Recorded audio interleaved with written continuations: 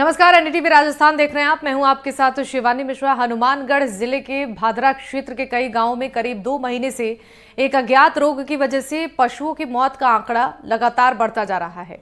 राजस्थान के ज्यादातर ग्रामीण इलाके कृषि के बाद पशुपालन पर ही निर्भर करते हैं और पशुओं के इस तरह काल के गाल में समाने की वजह से पशुपालन का व्यवसाय बुरी तरह से प्रभावित हो रहा है। एनडीटीवी राजस्थान की टीम ने ग्राउंड जीरो पर जाकर हालात जानने की कोशिश की। देखिए हमारी ये खास ग्राउंड रिपोर्ट। पिछले साल आई लंपी बीमारी से पशुपालक अभी पूरी तरह से उबर ही नहीं पाए थे कि इससे पहले ही जिले के भादरा क्षेत्र के कई गांवों में आई अज्ञात बीमारी ने पशुपालकों की रीढ़ की हड्डी तोड़ के रख दी। इस अज्ञात बीमारी से सैकड़ों पशुओं ने इस क्षेत्र में अपना दम तोड़ दिया। देखिए आज की एनडीटीवी की ये विशेष रिपोर्ट। 6 पशु थे, उनमें से 4 चले गए हैं। हमारी 3 पशु चले गए हैं और यह गंभीर बहुत तकलीफ बीमारी है। ये बहुत खतरनाक बीमारी है। इन्होंने एक आम किसान की और जो साथ साथ पशुपालन करता है उसकी कमर तोड़ करके रख दी है।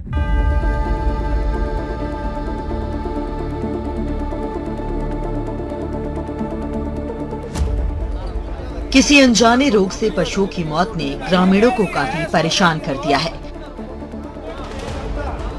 पशुपालकों और ग्रामीणों की माने तो हालात काफी ज्यादा भयावह होते जा रहे हैं। भादरा क्षेत्र के ज्यादातर गांव में पिछले 2 महीनों में सैकड़ों पशुओं की मौत हो गई है। पशुओं की इस तरह से मौत के पीछे की वजह किसी को नहीं पता। ग्रामीणों का कहना है कि मुनसरी गांव में रोजाना करीब 25 से 35 पशु इस अज्ञात बीमारी से अपनी जान गंवा रहे हैं।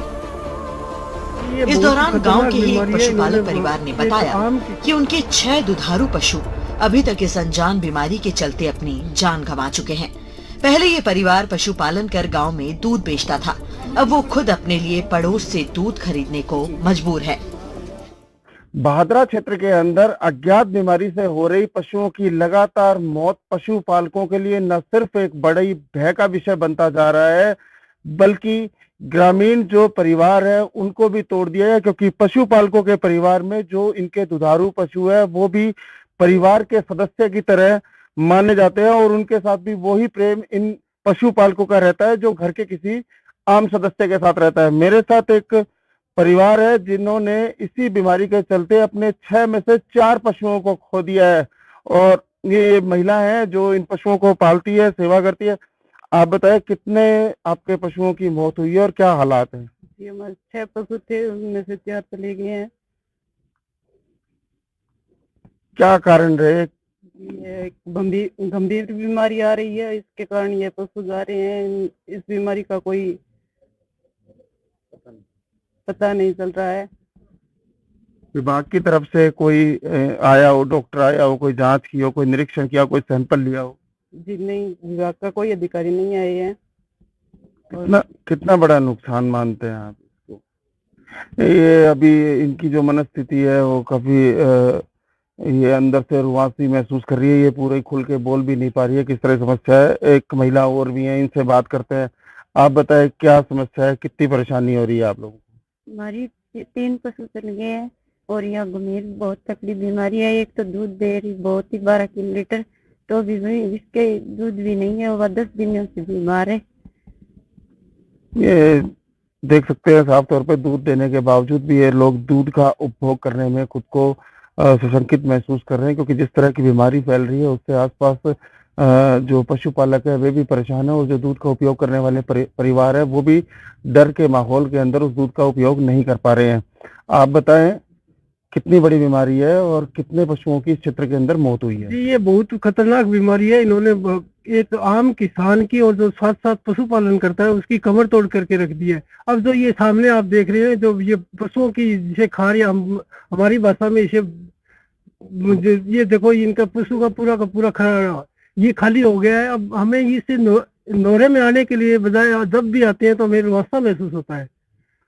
कितना बड़ा नुकसान है। आपने 6 में से अपने 4 पशु खो दिए। पहले लंपी के चलते भी काफी पशुओं की मौत हुई थी, अब फिर से एक अज्ञात बीमारी ने पशुओं की लगातार मौत के आंकड़े को बढ़ा रहा है।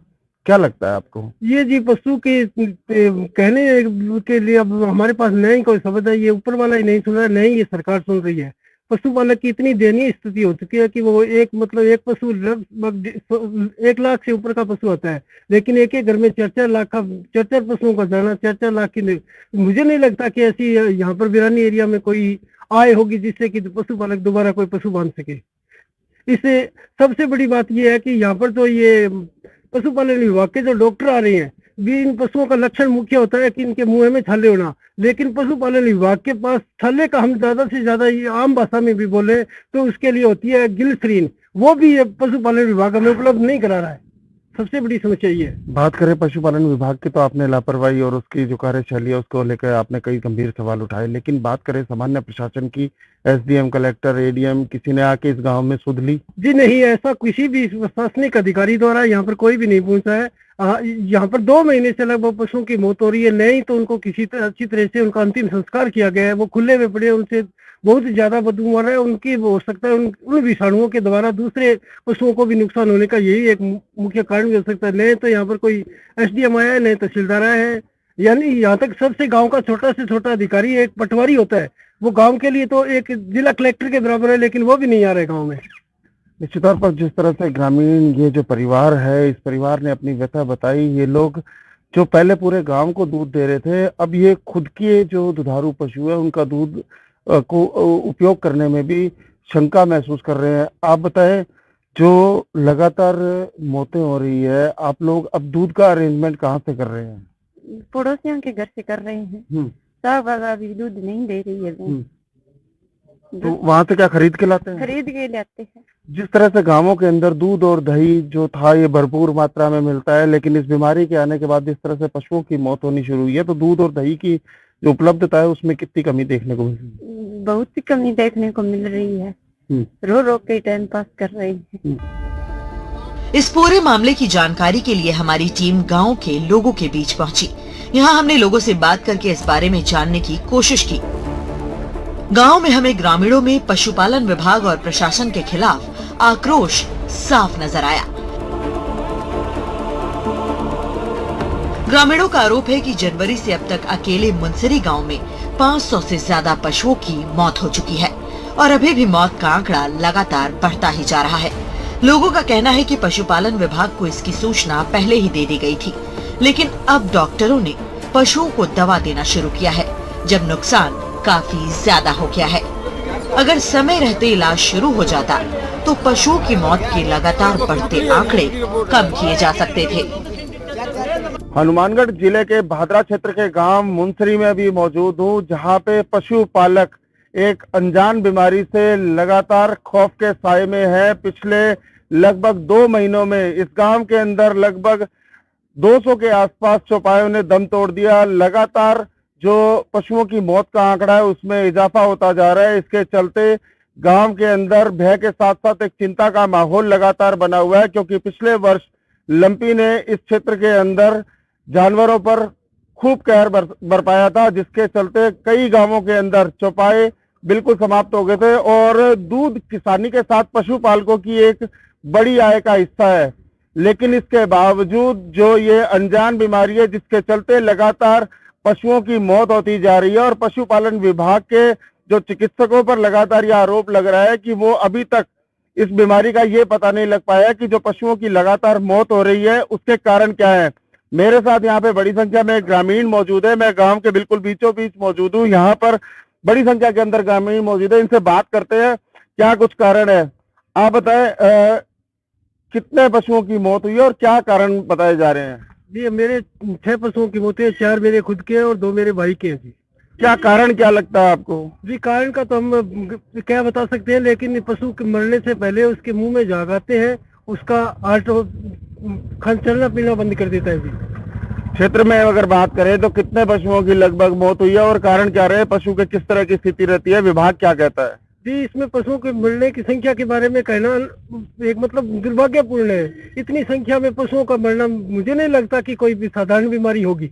ये विभाग की बहुत बड़ी लापरवाही है। कम से कम 2 महीने होने के बावजूद यहाँ पर किसी भी पशुपालन विभाग द्वारा चेतना, ये बहुत ही इसे इलाके के लिए दुर्भाग्य की पूर्ण है और यहाँ के प्रशासक और प्रशासक को इस बात पे ध्यान देना चाहिए, लेकिन किसी ने इस बारे में कोई भी ध्यान नहीं दिया। लेकिन इन 2-4 दिनों में जो ये पत्रकार महोदय जिन्होंने हमारी बात को सुना, इनका हमें धन्यवाद करते हैं। निश्चित तौर पर जो पशुपालक है इस गांव के अंदर लगभग सभी पशुपालकों का यही हालात है कि अभी तक जो जिस बीमारी जो मुख्य तौर पे जो पशुओं की मौत की बड़ी वजह बनकर निकल रही है उसका अभी तक ये भी जानकारी नहीं लग पाई है कि पशुओं की मौत किस कारण से हो रही है। आप बताएं क्या है गांव के हालात और किस तरह से आप लोगों के जो चौपाए हैं उनकी मौत हो रही, क्या कारण निकल कर सामने आ रहे हैं, कितना खौफ है इस बीमारी को लेकर? सर, सबसे बड़ा हमारे लिए दुर्भाग्यपूर्ण ये है कि अभी तक इस महामारी का पता ही नहीं चल पाया है कि ये रोग क्या है, किस वजह से मर रहे हैं। शाम को पशु को बढ़िया तरीके से उसका खाना पीना करा के उसको बांधते हैं, सुबह वो मरा हुआ मिलता है। और ये हालात ये है कि एक एक घर में 4-4 पशु मरे हैं जिससे उसका घर ही उजड़ गया। हमने बात ये लगातार 2 महीने से चल रहा है और मैं आपको इस बात की दुरुस्ती करवा दूं कि हमारे 50 पशु डेली मर रहे हैं। तो ये आप एक तरफ आंकड़ा ये कह रहे हैं कि 150 मरे हैं। हम हमारे गांव से आपको 500 पशुओं की डेड बॉडी दिखा देंगे जाकर, आपको अब साथ चलेंगे आपके।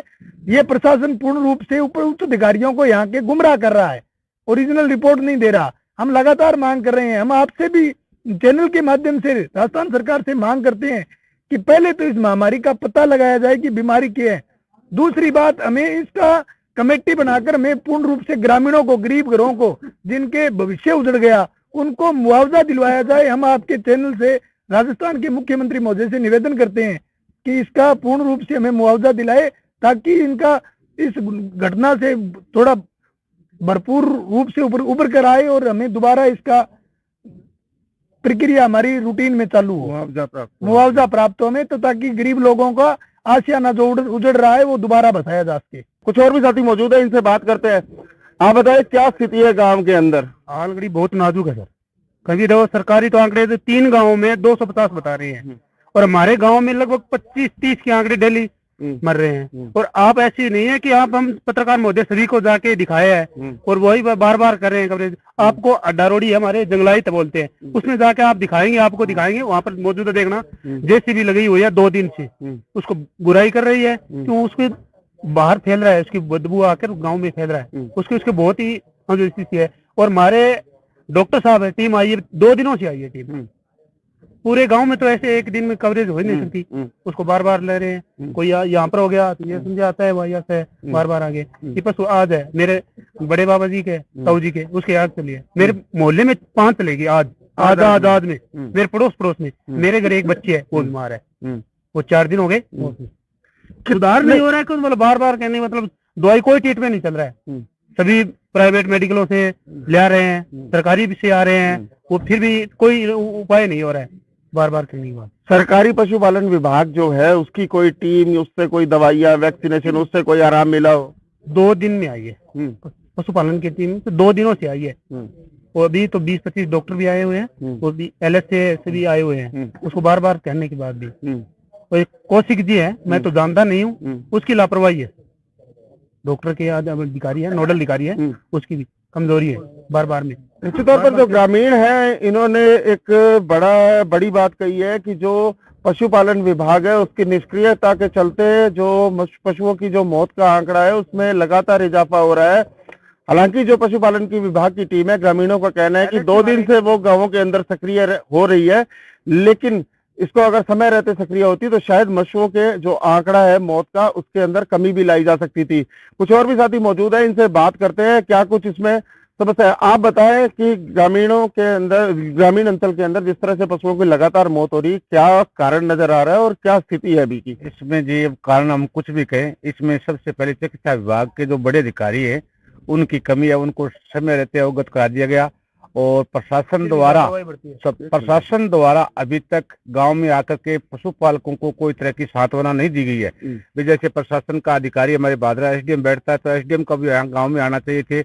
इतनी बड़ी महामारी जो गांव में फैली हुई है उसमें आकर के इन पशुपालकों को थोड़ा राहत देना चाहिए था, वो काम किसी प्रशासन ने नहीं किया है। नए नोडल अधिकारी अभी तक यहाँ कभी आया है, डॉक्टरों की टीम जरूर आई है, लेकिन उनके पास में कोई कारगर उपाय अभी तक नहीं है।